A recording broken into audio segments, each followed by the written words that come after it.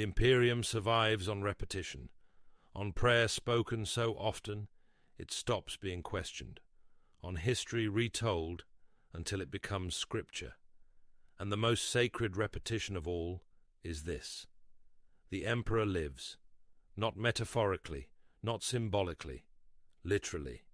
The Emperor of mankind endures upon the golden throne, guiding humanity, protecting it, watching over it as a silent god. That belief is the foundation of the Imperium, and like all foundations in Warhammer 40,000, it is built on something rotten, because when you strip away faith, propaganda, and 10,000 years of institutional denial, one truth begins to surface. The Emperor is already dead, not in the simple sense of a stopped heart, not as a corpse abandoned to history, but as a continuous, coherent being. What sits upon the golden throne is not a living ruler. It is a system, a warp engine wrapped around a shattered soul, and humanity is what keeps it running.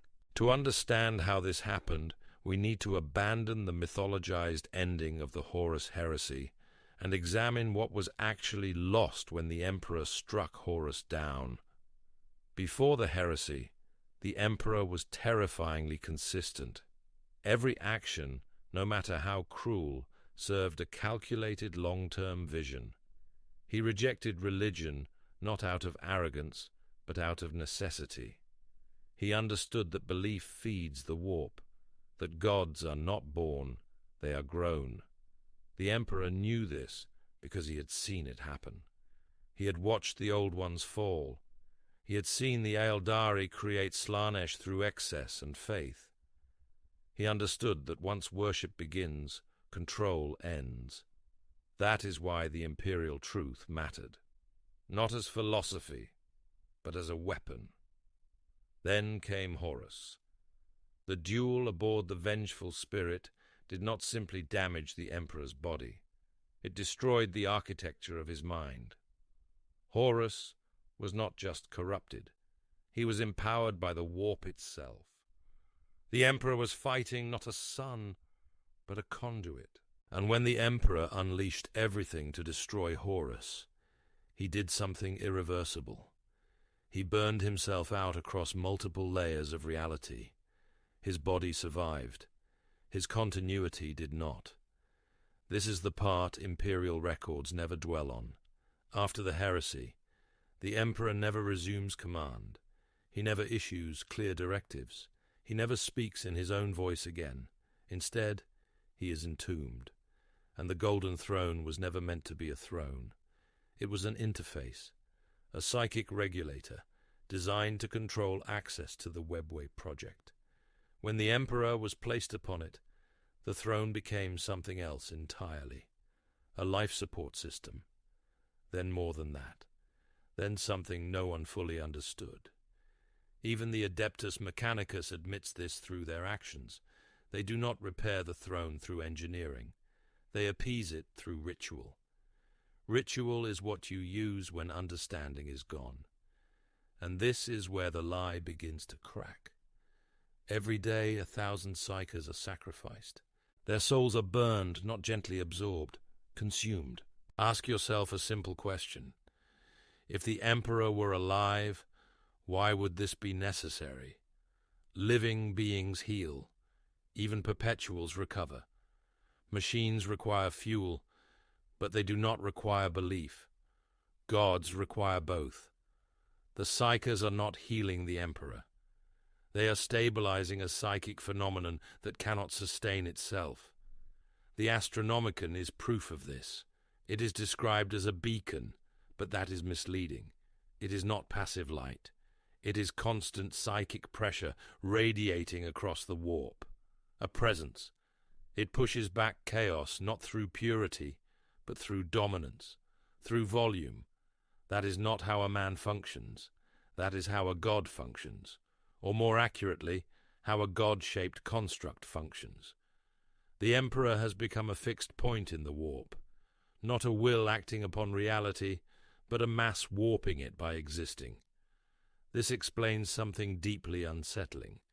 The Emperor's manifestations are inconsistent. To some he is merciful, to others silent, to others still cruel and utterly inhuman. Living saints experience visions that contradict one another. Miracles occur with no discernible intent behind them.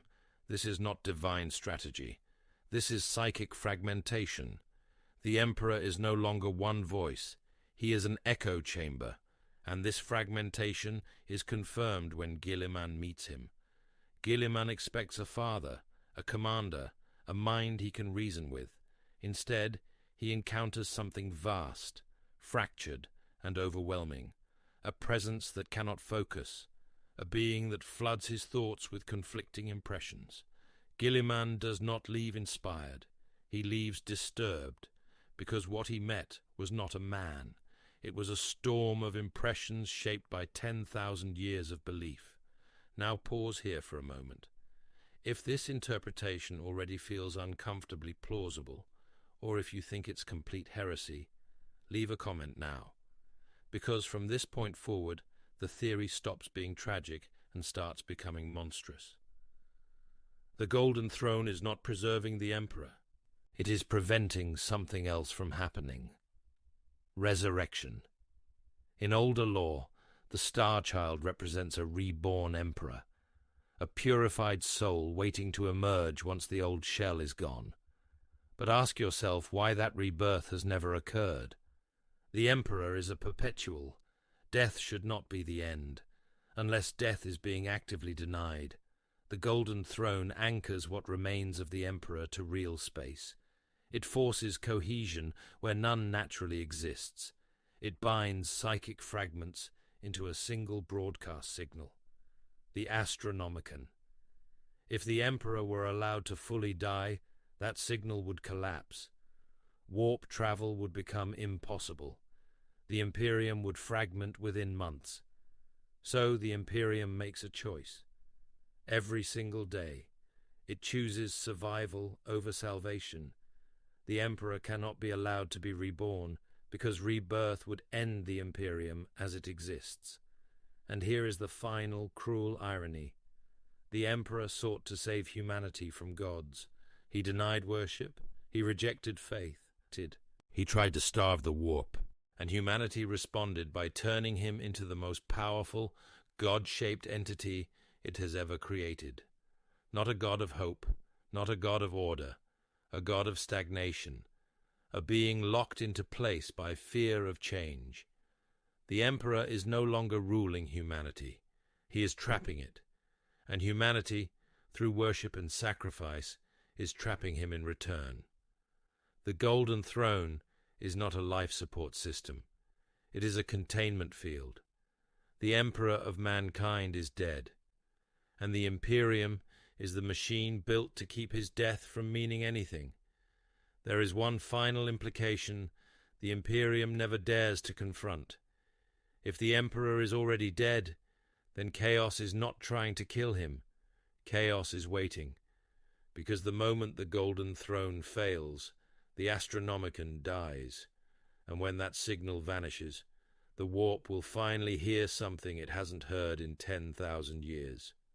Silence, no beacon, no pressure, no God-shaped weight holding reality in place. And in that silence, humanity will learn the truth the Emperor tried to hide from them, that gods are not conquerors, they are consequences, and the Emperor of mankind may become the greatest consequence humanity ever created.